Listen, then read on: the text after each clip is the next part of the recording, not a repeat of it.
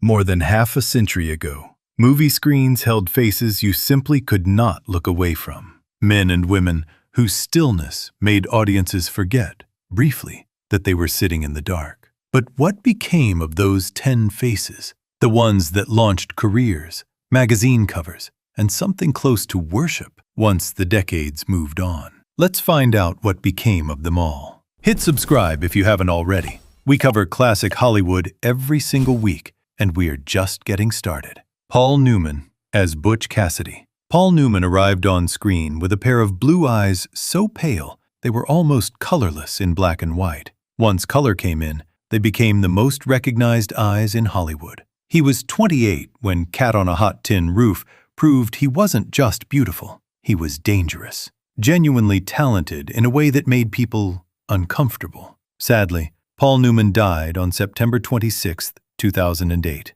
He was 83 years old, taken by lung cancer, a diagnosis he kept almost entirely private until the very end. Before the cameras found him, he had nearly quit acting entirely. He was a Yale Drama School graduate, working in his family's Ohio sporting goods store. Broadway gave him his first real break in 1952. He got there because he refused to stop trying. 9 Academy Award nominations, a professional racing career that earned real respect on the circuit, and Newman's Own, a food company that has donated over $570 million to charity since its first jar of salad dressing went on sale in 1982. He was married to Joanne Woodward for 50 years. He never lost those blue eyes. Those eyes opened doors that talent alone might never have found. But Paul Newman was the rare man who walked through every one of them with something worth saying. Audrey Hepburn as Holly Golightly.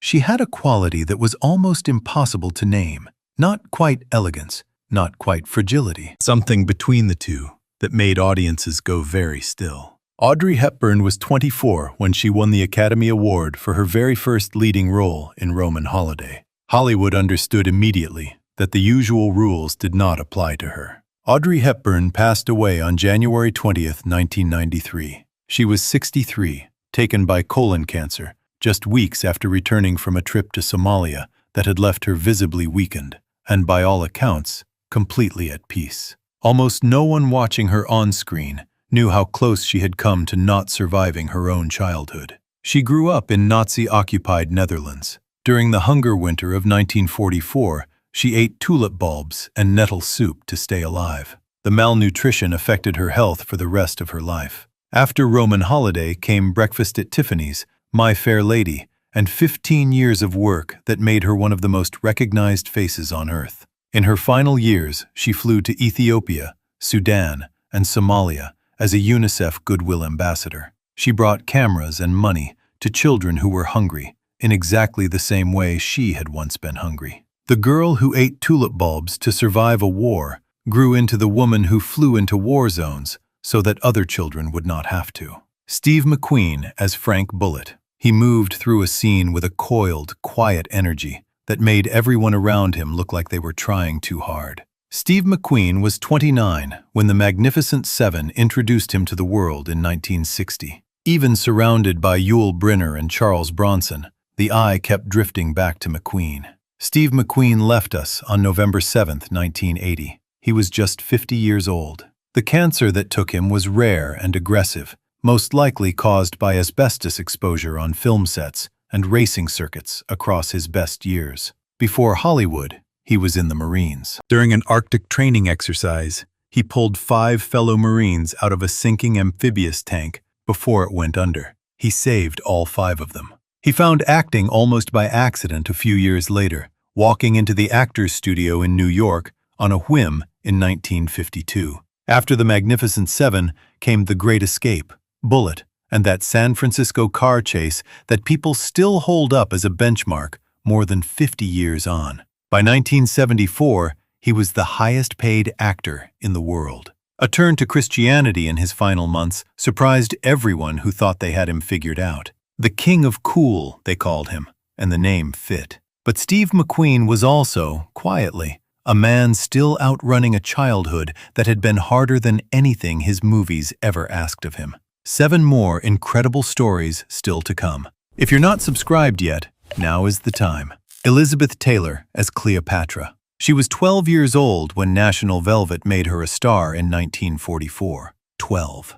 Hollywood never quite recovered from what it had created. Elizabeth Taylor moved through the film industry the way a storm moves through a town. When it was over, everything looked different. Elizabeth Taylor drew her last breath on March 23, 2011. She was 79 years old. Her heart gave out quietly at Cedars-Sinai Medical Center in Los Angeles. Here is something most people don't know. Elizabeth Taylor was British. Born in London with a clipped English accent that MGM's dialect coaches spent months training her out of. The woman who became the most American of icons started out sounding like none of them.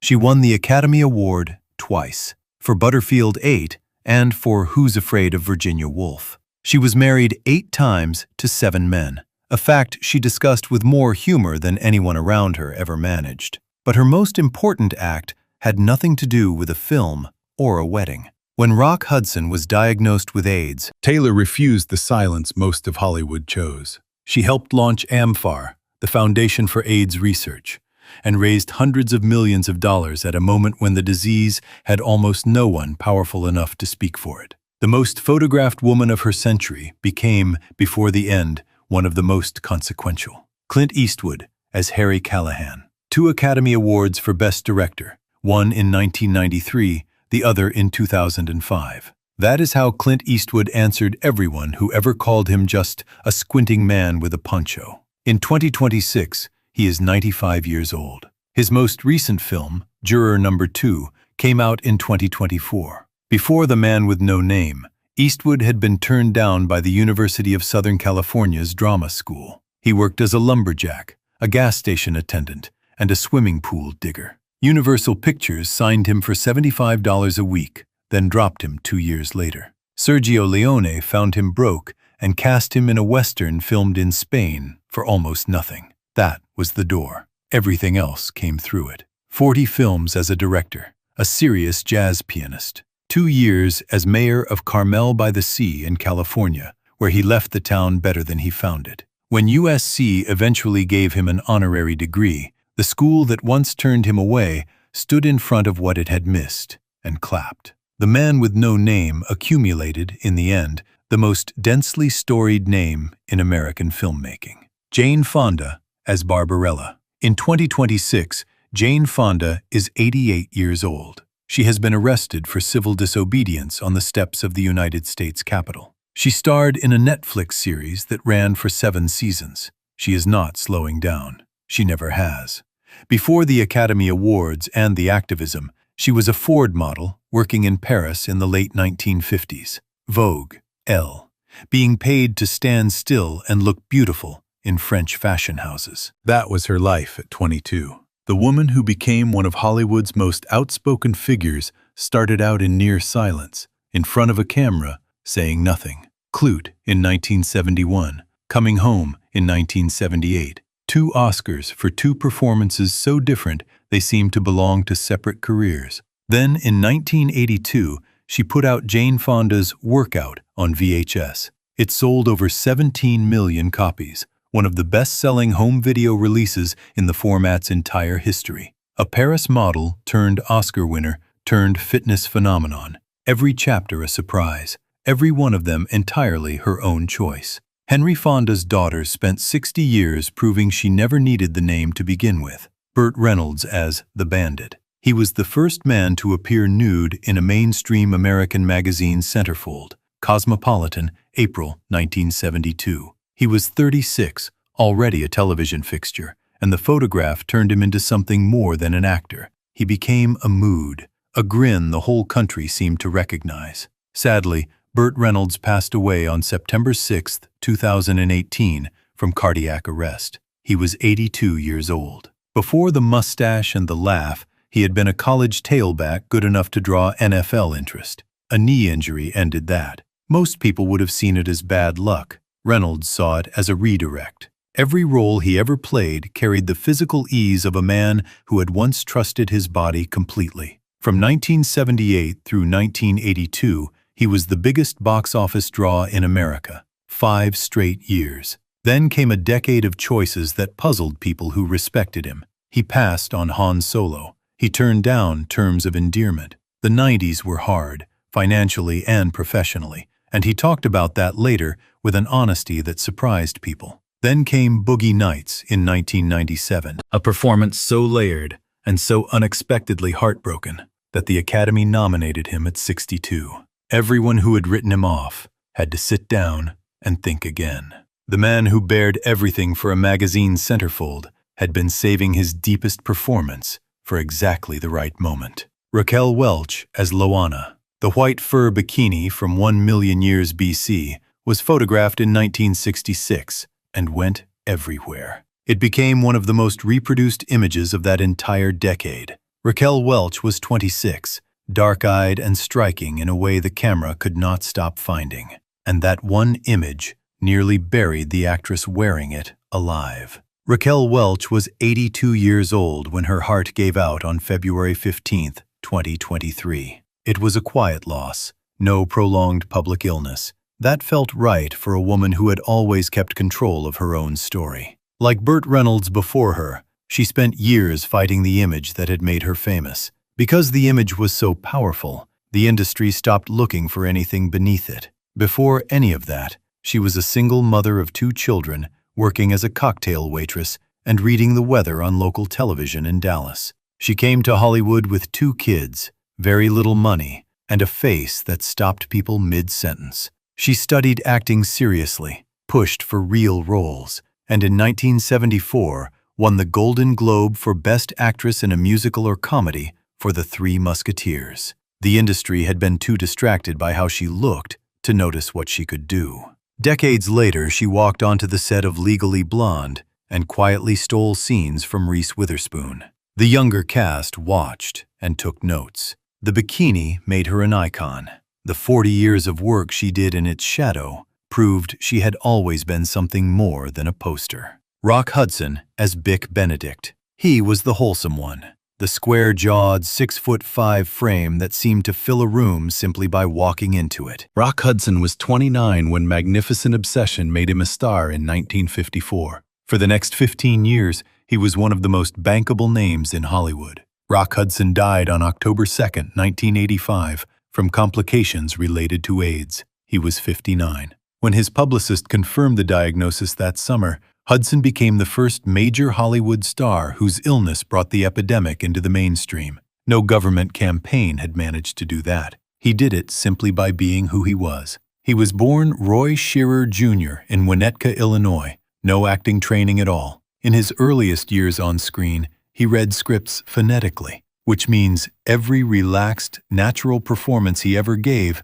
was not a gift. It was hard work, earned, line by line. After the Doris Day comedies came Giant in 1956 alongside Elizabeth Taylor and James Dean. It earned him his only Academy Award nomination and showed a depth his lighter work had never needed. The studio had required him to hide his homosexuality for his entire career. His death, and what it forced into the open, did more to change how Americans saw the AIDS crisis than almost any other single moment of that decade. Roy Shearer from Winnetka drove trucks and delivered mail, and then, at the very end of his life, changed how a country understood a disease by simply no longer being able to hide the truth. Faye Dunaway as Bonnie Parker. Bonnie Parker was supposed to make her a star, and it did. But nothing in 1967 prepared anyone for what Faye Dunaway would do with the roles that came after, especially Diana Christensen in Network,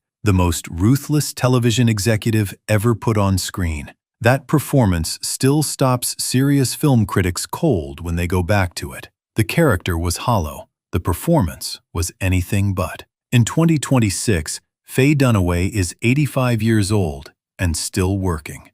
Before Hollywood, she trained at the Lincoln Center Repertory Company in New York, one of the toughest theater programs in the country. Directors who worked with her later said every choice she made was deliberate. Nothing was accidental. Nothing was left to chance. Bonnie and Clyde announced her. Chinatown confirmed her. Network won her the Oscar. Then came Mommy Dearest in 1981. It was meant to be a serious portrait of Joan Crawford. She prepared for it completely. It landed as something else entirely. A high-energy, unintentionally spectacular film that became one of the most quoted and beloved camp classics Hollywood has ever produced. She built it as a comeback. It became its own category. Then, in 2017, she stood on the Academy Awards stage and read out the wrong Best Picture winner, La La Land, instead of Moonlight. A woman who had held that Oscar herself, standing in the lights, holding an envelope that said the wrong name. Hundreds of millions of people watched. It was the most human moment she had ever had on a stage. Diana Christensen understood television better than anyone in the room. Faye Dunaway understood something harder, that a career built on real craft outlasts every category the industry tries to put it in.